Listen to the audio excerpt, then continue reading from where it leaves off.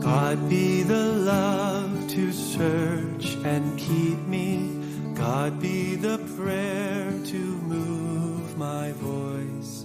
God be the strength to now uphold me. Oh, Christ, surround me. Oh, Christ, surround me.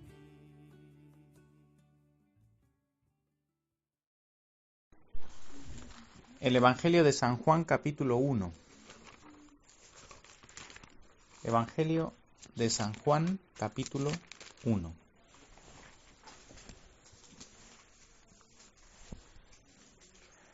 En el nombre del Padre, y del Hijo, y del Espíritu Santo. Amén. En el principio era el Verbo, y el Verbo era con Dios, y el Verbo era Dios. Este era en el principio con Dios. Todas las cosas por Él fueron hechas, y sin Él nada de lo que ha sido hecho fue hecho. En Él estaba la vida, y la vida era la luz de los hombres.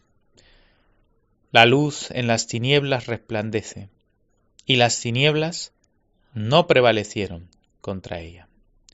Hubo un hombre enviado de Dios, el cual se llamaba Juan. Este vino por testimonio, para que diese testimonio de la luz, a fin de que todos creyesen por él. No era él la luz, sino para que diese testimonio de la luz. Aquella luz verdadera que alumbra a todo hombre, venía a este mundo. En el mundo estaba, y el mundo por él fue hecho, pero el mundo no le conoció. A lo suyo vino, y los suyos no le recibieron.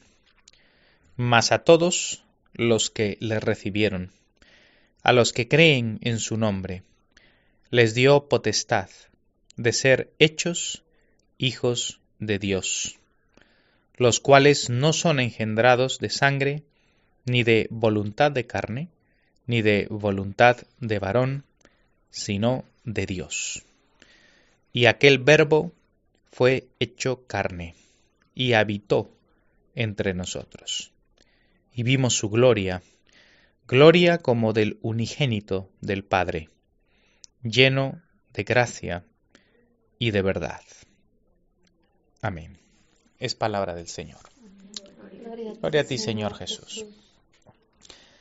Amén, hermanos. Empezamos este día ya en la Navidad. Este es el 25 de diciembre, el día que la Iglesia desde muy antigua ha celebrado la Natividad de nuestro Señor. Anoche hemos tenido esa vigilia, ¿verdad?, de la Nochebuena, y así se llama porque pues ya celebramos a las 12 normalmente esta liturgia de la Santa Comunión, ¿verdad?, de la Eucaristía, centrados en la Natividad del Señor. Anoche hemos tenido en nuestra liturgia la enseñanza o la proclamación del Evangelio en Lucas, que nos hablaba de ese nacimiento de Jesús, ¿no? El evangelista San Lucas, al igual que Mateo y Marcos, que son los evangelios sinópticos, porque son tres evangelios que a través de tres perspectivas diferentes nos cuentan en narrativa la vida del Señor Jesucristo, ¿verdad? Cada uno empieza a veces de un punto diferente, ¿no? Así tenemos el Evangelio de Marcos, por ejemplo, que no nos dice nada realmente del nacimiento del Señor, ni de la Anunciación, sino que el Evangelio de Marcos, que se cree que es el primero que se escribió, inicia la narrativa directamente ya en los hechos de Jesús, en el ministerio de Jesucristo, ¿no? Ya inicia con el acontecimiento de Juan Bautista, el bautismo del Señor, y ya empieza el Señor su ministerio lleno del Espíritu. Pero luego Mateo y Lucas sí se retrotraen en la historia, ¿verdad? Y así es como el Espíritu Santo ha guiado a cada uno de los escritores del Antiguo Testamento con los testimonios que cada uno ha recogido y ha aportado a la Sagrada Escritura. Y nos van mostrando estas diferentes visiones y datos que se complementan entre ellos en la narrativa de Cristo, ¿no? Son estos tres testigos, de los evangelios sinópticos, ¿no? Mateo, Marcos, Lucas. El Evangelio de Lucas hace mucho más énfasis, que es el que hemos estado viendo en este Adviento y el que vamos a utilizar a lo largo de este año que estamos empezando, o que hemos empezado ya con el Adviento en este año litúrgico. A través de Lucas vamos a ver, ¿no? A través de su Evangelio vamos a ver todo el acontecimiento de Cristo durante este año, que empieza el 2025. Y Lucas es el evangelista que más habla acerca de la infancia de Jesús, acerca de todo la anunciación, el contexto. Es el que más detalle nos da de Juan el Bautista, de la bienaventurada Virgen María, ¿verdad? De San José, también Mateo nos habla mucho de ello. Entonces, allí hay mucha riqueza. Pero, aún así tenemos que decir, si bien es cierto, Marcos empieza básicamente en el bautismo de Jesús, ¿verdad? Que es cuando Jesús como hombre, ¿no? Es investido con el poder del Espíritu Santo. Él es Dios eterno, pero en su humanidad tenía que experimentar esa llenura del Espíritu y eso ocurrió en su bautismo, ¿verdad? Pero Marcos empezando allí, luego nos lleva a ver a Lucas y a Mateo, que sí nos hablan del nacimiento del Señor, ¿verdad? Ya lo hemos visto. Ayer justamente hemos visto en el Evangelio de Lucas ese nacimiento narrado por Lucas. Pero ahora hemos hecho una lectura de Juan, porque el Evangelio de San Juan es un evangelio que pertenece a otra categoría. No es un evangelio sinóptico, no es como estos tres que son similares, ¿no? Desde tres perspectivas. El Evangelio de San Juan es un evangelio diferente, es un evangelio en el que San Juan primero lo escribe mucho tiempo después que ya estuvieran los otros. Entonces, San Juan escribe este evangelio ya a finales del siglo, es decir, años 90 probablemente por ahí, ¿no?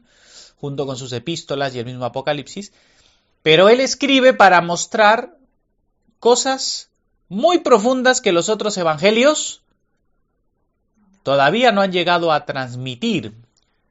El Evangelio de Juan nos muestra de una forma muy profunda y muy clara la divinidad de Jesucristo.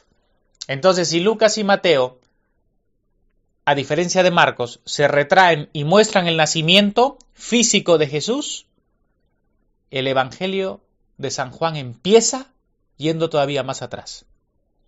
Va a la eternidad. Nos va a mostrar que Jesucristo, que sí verdaderamente en un momento concreto de la historia vino y encarnó, nació de verdad del vientre de una virgen, pero ese que nació ya existía eternamente en la divinidad, unido al Padre eternamente como su Hijo eterno. Y es así como empieza este Evangelio en su prólogo, ¿no? Por eso dice, en el principio era el Verbo. Esta palabra verbo ya está cargadísima de significado. En todo el contexto en el que viven los apóstoles, el mismo contexto del Señor Jesucristo, todo ese judaísmo que se llama el judaísmo del segundo templo de esa época, toda la filosofía griega, toda la cultura estaba empapada del pensamiento griego, ¿verdad? El idioma griego era lo que se hablaba en todo lugar, y la filosofía y el pensamiento griego había llenado básicamente toda la cultura, y esto no es casual, es que Dios está en control de todas las cosas. Y Dios es el que estaba dirigiendo y el que dirige el desarrollo de la historia. Ese es el poder soberano de Dios. Dios no corta la libertad humana, el ser humano hace y decide, pero aún así el plan de Dios que está establecido se va cumpliendo. Lo que Él ha decretado en Cristo que va a ocurrir, esa salvación final, nadie va a poder detenerla, ¿verdad? Entonces el camino del plan de Dios sigue adelante, a pesar de que el hombre intente detenerlo de muchas maneras. Y Dios, muchísimas veces, como hemos visto en la historia de la Escritura, vuelve lo malo, ¿verdad? Lo utiliza para bien, para que al final dé un buen resultado, un buen propósito para su gloria, ¿verdad? Todas aquellas cosas que el ser humano hace mal, el Señor de una forma misteriosa le hace dar la vuelta, ¿no? Y lo encamina para bien, muchísimas veces. Y esto del imperio griego, o de los griegos, ¿no? Llenando toda la cultura, es algo que el Señor ha utilizado grandemente, ¿no? Porque el idioma griego que empapa todas las culturas, pues es lo que el Señor llega a utilizar para el Nuevo Testamento, ¿verdad? Ya la Biblia que utilizaban los apóstoles del Señor Jesucristo, que era la Septuaginta, era esa traducción griega, ¿verdad? Ya todos leían el griego, el Nuevo Testamento fue enteramente hecho en griego, utilizando esos conceptos que procedían también de ese pensamiento griego. Pero Dios incluso, que no se ha revelado solamente a los judíos y a los hebreos, sino a todos, para salvar a todos, por supuesto que también se había revelado y se había mostrado en diferentes formas, incluso a aquellos filósofos griegos, pensadores que estaban en cierta manera buscando realmente al Dios verdadero. Y uno de esos conceptos era el de logos, ¿no? El logos, el verbo, era un concepto que estaba ya en la filosofía griega, ¿no? Heráclito de Éfeso, ya mucho tiempo antes de que el Señor naciera, había hablado de este logos. Para ellos ese logos era como el principio que había creado todas las cosas. Aquel primer principio de donde provenían las cosas, ¿no? El logos, y que lo empapaba todo. Y aquí Juan está utilizando este término que ya era conocido en todo ese mundo griego, pero lo está aplicando directamente a Jesucristo. A Jesucristo preexistente, es decir, aquel que antes de encarnar y estar en un cuerpo humano, Él ya existía en la gloria divina junto con el Padre, y le llama el verbo, porque esa palabra logos significa en su sentido más básico la razón, el conocimiento. También se traduce como palabra, pero la palabra, por eso digo, no solamente la palabra ya hablada, porque antes de yo hablar, esa palabra ¿dónde está primero? Está en mi entendimiento, ¿verdad? Primero yo tengo esa palabra en mi razón y luego la profiero con mi boca, ¿verdad? Y por eso el ser humano es hecho imagen y semejanza de Dios. El ser humano es el único que puede hablar. Solo el ser humano tiene logos, tiene palabra, porque el ser humano es racional. Animal racional o ser racional. A diferencia de un animalito que no tiene logos, no tiene verbo, no tiene razón, ni en el pensamiento, ni hablada. Porque si no hay logos hablado, no hay logos tampoco en el entendimiento. Entonces, esa razón, ¿verdad?, es lo que nos hace imagen y semejanza de Dios, entre otras cosas, pero eso es fundamental. Pero lo que quiero decir es que en Dios siempre ha existido, ¿qué? Conocimiento, ¿verdad? Y el conocimiento de Dios, el entendimiento de Dios, ¿cómo será? ¿Perfecto o imperfecto? El conocimiento de Dios es perfecto. Él conoce todas las cosas con absoluta perfección, a plenitud. Y por eso su propio logos, esta palabra verbo, su propio logos, habla del conocimiento que Dios tiene de sí mismo, porque antes de que Dios creara todas las cosas, cuando no existía nada de lo creado, solo existía o solo era Dios, porque Dios es, ya hemos hablado de esto otro día. Dios no existe, Dios es. Él es la esencia de todas las cosas, ¿verdad? Y cuando solo estaba Dios, lo que Dios conoce perfectamente es a sí mismo. Y el conocimiento que Dios tiene de sí mismo es su propia imagen perfecta. ¿Me comprendéis? Nosotros nos podemos conocer a nosotros mismos de una forma limitada, ¿no? Pues si yo me conozco a mí, pero hasta cierto punto, de una forma limitada. Y esa imagen que yo tengo de mí mismo es relativa. Pero Dios se conoce perfectamente. Y la imagen que Dios tiene de sí mismo es perfecta, es exactamente igual a lo que Él es. Por eso es que aquí dice, en la Escritura, que Cristo es la imagen del Padre. ¿Verdad? Eso es lo que nos dice en Colosenses. Nos dice en Hebreos que Jesucristo es la imagen misma de su sustancia. El carácter de su hipóstasis, es eso en griego, eso significa, es la impronta, como una marca exactamente igual al original. Eso es lo que significa, como un sello que cuando pinta en un papel, marca en un papel lo que está dibujado en el sello, lo marca igual. Eso es una impronta. ¿Por qué ocurre esto? Porque Jesús es el Verbo. Es la imagen misma de la sustancia, es la razón misma, el conocimiento perfecto que Dios tiene de sí mismo, la proyección misma de lo que Él es, sin cambio alguno. ¿Veis?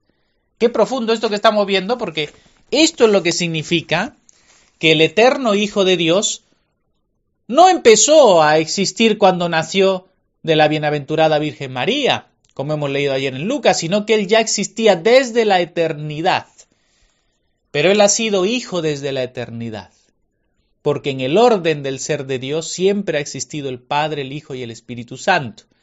El Padre ha sido siempre Padre, y del Padre ha procedido eternamente el Hijo, sin principio ni fin, es algo eterno, eterno en el ser de Dios, inseparable de la eternidad de Dios el hecho de que el Hijo procede del Padre, y el Espíritu Santo procede también del Padre por medio del Hijo, o por el Padre, o del Padre y el Hijo, porque es el amor mismo del Padre y el Hijo. Entonces, vemos esta profundidad del pensamiento y de lo que Juan nos está transmitiendo en este Evangelio. Y él nos deja claro que el principio era el Verbo, es decir, antes de que todo fuera creado, el Verbo estaba allí. El Logos estaba allí, Jesucristo eterno estaba allí, y ese Verbo era con Dios, estaba con el Padre, y el Verbo era Dios, Él mismo era Dios. Porque Dios es Padre, Hijo, Espíritu Santo, un solo Dios en tres personas distintas. El Verbo era en el principio con Dios, todas las cosas por Él fueron hechas y sin Él nada de lo que ha sido hecho fue hecho. Todo lo que ha sido creado por medio de Él y para Él. La creación, nosotros en el credo decimos creo en Dios Padre Todopoderoso, Creador del cielo y de la tierra. Esto en la teología se llaman las apropiaciones, es decir, a cada una de las personas divinas le atribuimos algo especialmente, pero no significa que las haga Él solo. La Trinidad siempre opera en Trinidad cuando hace algo, ¿verdad? Pero se le atribuye al Padre ser el creador porque el Padre crea, pero por medio del Verbo, por medio del Hijo. Él no crea nada sin el Hijo, por eso dice aquí que todas las cosas fueron hechas por Él. Y sin Él, sin Jesucristo, nada de lo que ha sido hecho fue hecho. En Él estaba la vida, fijaos, la vida en el Verbo, ¿verdad? Entonces, el Padre ha creado, pero nunca sin su Verbo. Hemos estado estudiando estos días también en la oración matutina esos pasajes de la sabiduría divina. Y hemos visto que la sabiduría divina, en Proverbios 8, en el libro también de la sabiduría de Salomón, hemos estado viendo cómo se atribuye a la sabiduría el ser persona. Y cómo la sabiduría misma dice, yo estaba con Dios en el principio haciendo todas las cosas. Porque esa misma palabra sabiduría, ya lo hemos dicho, aplica también a logos. Ese verbo, conocimiento de la sabiduría misma de Dios. Es Jesucristo mismo creando las cosas con el Padre y el Espíritu. Entonces vemos cómo es lo profundo que nos está diciendo aquí San Juan. Dice también San Juan, en Él estaba la vida, en el Verbo estaba la vida. Es decir, la vida divina se nos transmite por medio del Verbo. Todo lo que está vivo tiene en sí una obra del Logos. Es por esa razón que el ser humano, aunque caído en el pecado, es capaz de Dios. Esto se dice capax Dei, ¿no? Es un término en la teología. ¿Qué significa? Que el ser humano es capaz de Dios. Dios es trascendente, nos supera en sobremanera. No podemos nosotros abarcar a Dios, ni conocer a Dios, a menos que Dios se nos revele. Pero Dios nos ha creado de tal manera que podemos recibir esa revelación. El ser humano, por ser racional, es capaz de comprender y de recibir que Dios es. Las huellas del Logos divino, del Cristo, están en nosotros. Por eso dice Salomón que Dios ha escrito la eternidad en el corazón del hombre. El ser humano tiene escrito en su corazón la eternidad. El ser humano sabe que lo eterno existe, sabe que Dios existe. ¿Por qué? Porque las huellas del Logos divino están en él. Las huellas de Cristo mismo. Y eso es algo muy profundo. En él estaba la vida y la vida era la luz de los hombres. La luz en las tinieblas resplandece y las tinieblas no prevalecieron contra ella. Vimos cómo había una similitud entre este pasaje y el final del capítulo 7 y 8 en Sabiduría, ¿verdad?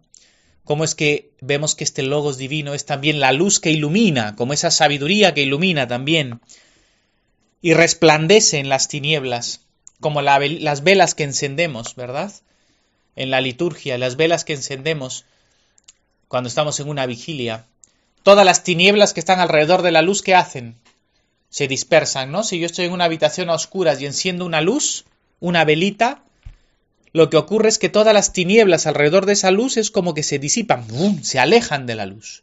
Eso es lo que hace la luz y eso es lo que Cristo, la luz de vida, el Verbo divino, hace. Las tinieblas no prevalecieron contra ella, porque aunque Cristo vino a este mundo y fue rechazado por muchos, la luz ha triunfado y la luz triunfa, vive y reina en aquellos que han recibido el mensaje del Evangelio. Ahora Juan nos habla de este Juan Bautista, del que ya hemos hablado bastante en el Adviento, ¿verdad? Y este mismo vino para dar testimonio del que era la luz, es decir, del Verbo encarnado, a fin de que todos creyesen por él. Y San Juan deja muy claro en su mismo Evangelio que el propósito de las cosas que él escribe es para que crean que Jesucristo, que Jesús es el Cristo y que creyendo en él tengáis vida eterna.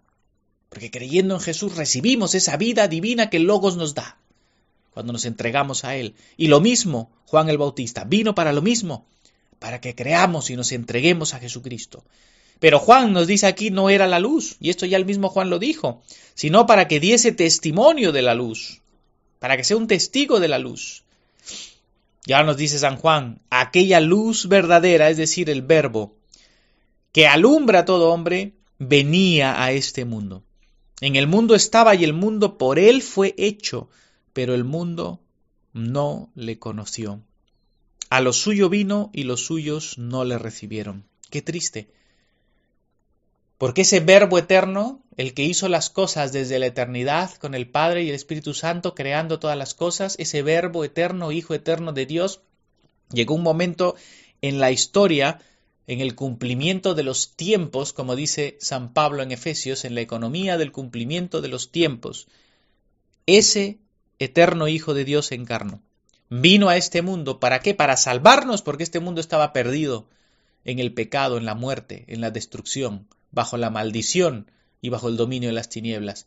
Y este Verbo eterno tenía que venir a rescatarnos, a rescatar esta creación, restaurarla y volverla a unir a Dios para perdonar nuestros pecados, reconciliarnos otra vez con el Padre, reparar el daño que desde Adán y Eva empezó y continúa a lo largo del pecado y la rebeldía contra Dios.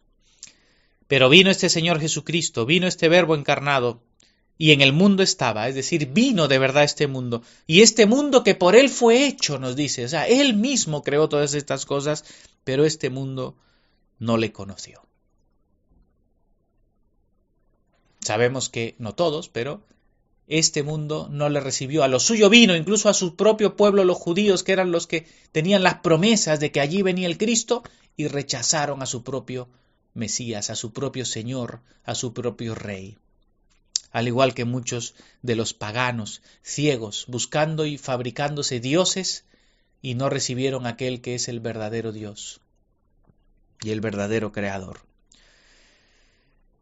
Pero San Juan nos dice, versículo 12, mas a todos los que le recibieron, es decir, no todos le rechazaron, sino que también, gloria a Dios, muchos le hemos recibido. Mas a todos los que le recibieron, a los que creen en su nombre, es decir, a los que creen que verdaderamente Él es el Mesías, el Cristo, el ungido, el Rey de Dios, el Señor de señores, el Dios hecho hombre, aquellos que han creído ese anuncio del Evangelio para entregarse a Él, aquellos que han creído ese mensaje, han oído el querigma, el anuncio del Evangelio, lo han creído y han respondido en obediencia para entregarse a Él. A aquellos les dio la potestad, les dio el derecho, el poder de ser hechos hijos de Dios. Es decir, todos aquellos que se unen a Cristo con esa fe obediente para seguirle, son incorporados en la familia de Dios, adoptados como hijos de Dios en Cristo. No hijo en el sentido de hijo eterno como es Él, porque eso es exclusivo para Jesucristo, que es Dios. Pero sí Dios nos adopta en su familia, como miembros verdaderos de su Hijo, de su pueblo que es la Iglesia, los cuales no son engendrados, dice, de sangre, ni de voluntad de carne, ni de voluntad de varón, sino de Dios. Es decir, no se trata ya de un nacimiento físico, como Jesús le explicó a Nicodemo. No se trata de entrar en el vientre de tu madre y nacer. Se trata de nacer de nuevo, espiritualmente, en la familia de Dios, nacidos del agua y del Espíritu, cuando somos unidos a través del bautismo y de la operación poderosa del Espíritu Santo, somos unidos a una nueva familia, a una nueva realidad. Todo cambia porque eres injertado a Jesús, que es la vid. Eres injertado a un olivo nuevo. Eres injertado a una nueva familia. Ya no eres lo que eras antes. Ya no perteneces al diablo, sino que ahora perteneces al Señor. Es nacer otra vez ya no de voluntad humana, sino de la voluntad divina.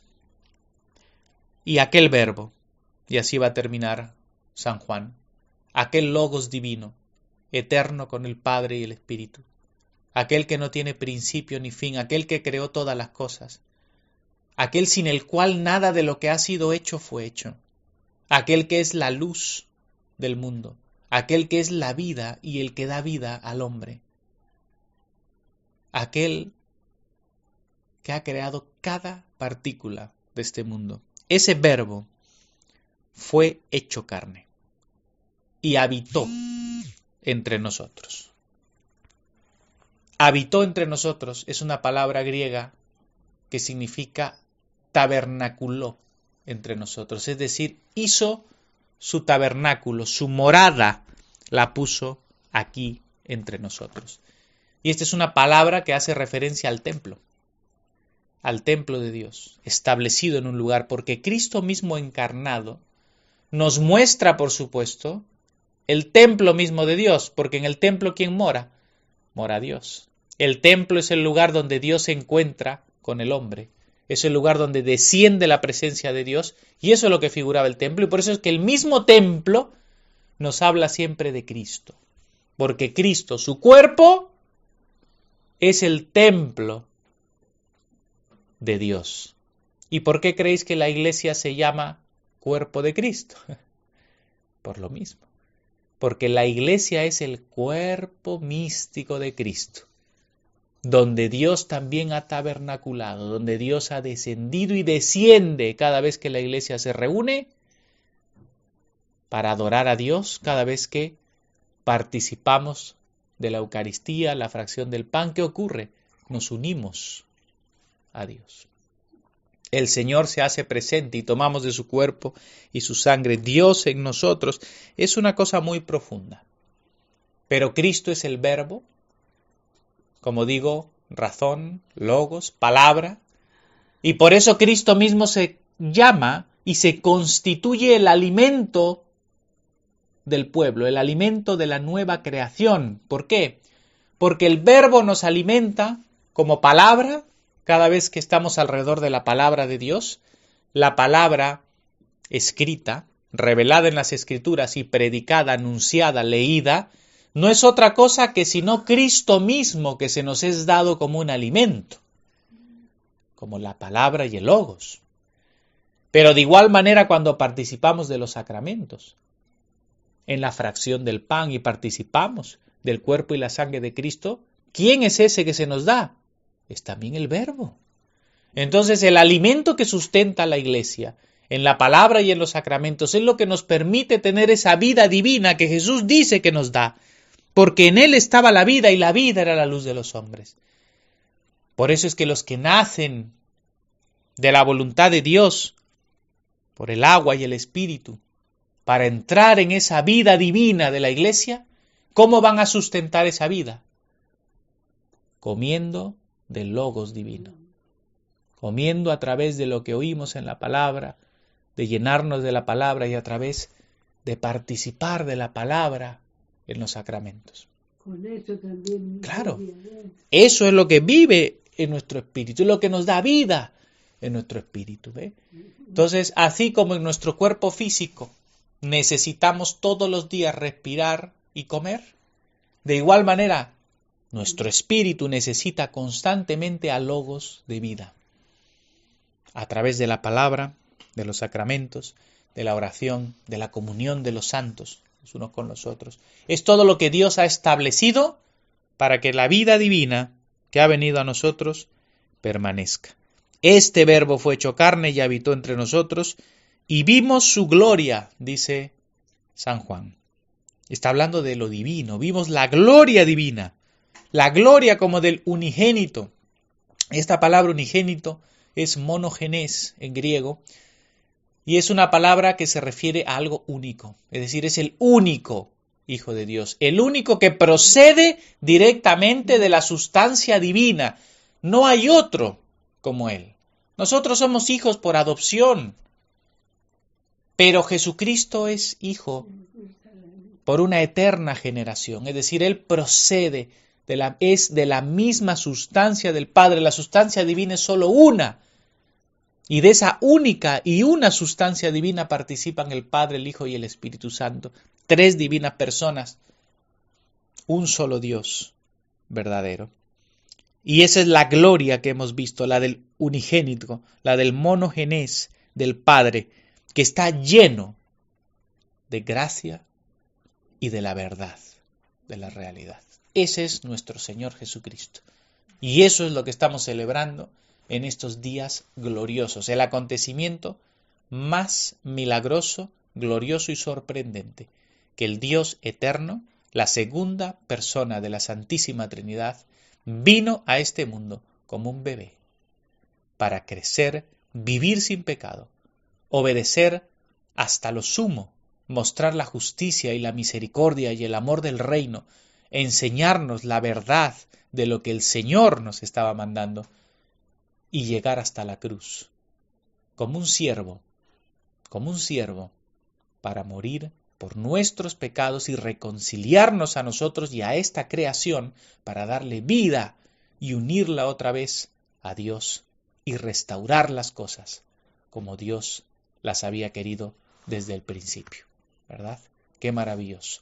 Que meditemos en este profundo misterio en todo este tiempo, nos llenemos de gozo y de acción de gracias a nuestro Señor.